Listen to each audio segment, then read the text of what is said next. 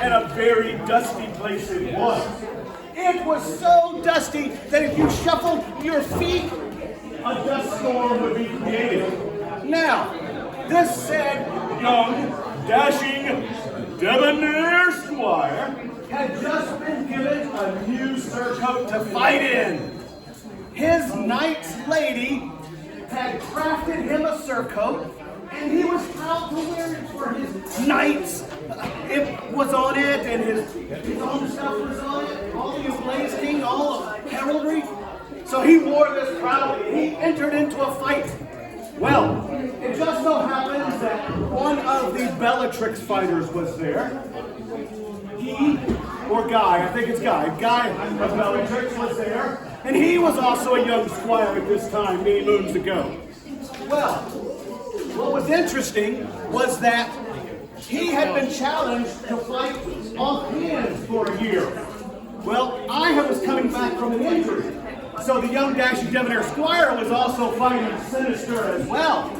So, these two fighters took to the field, and they fought, and they fought, and they fought, and they fought.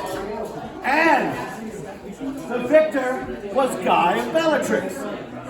Well, since he won, the opposing fighter, the young dashing debonair squire, was supposed to fall down and show dead.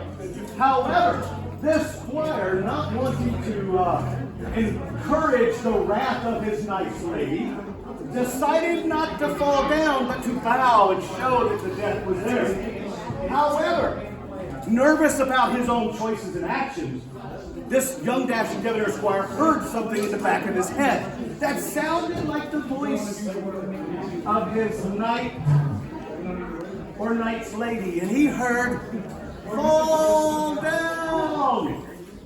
Well, not wanting to dirty or soil the clothing that he was wearing, he gently lay on the ground.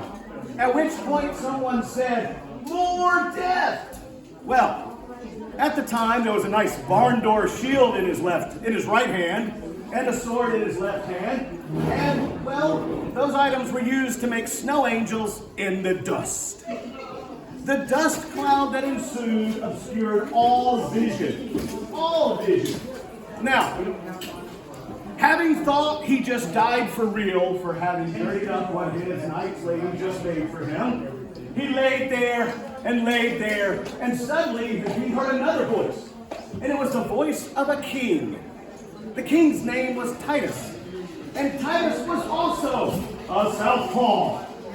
So having just witnessed this glorious fight and this even gloriouser death, not really a word, but that's okay, Titus walked up to the fighter on the ground and said, "You have your life back. Fight it again." Rodrigo was Timo. Timo, not Titus. Titus was the very worst. Timo, because it was Timo and Alex. So the fight was done again.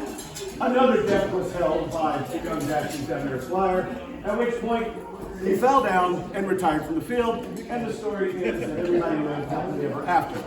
Thank you.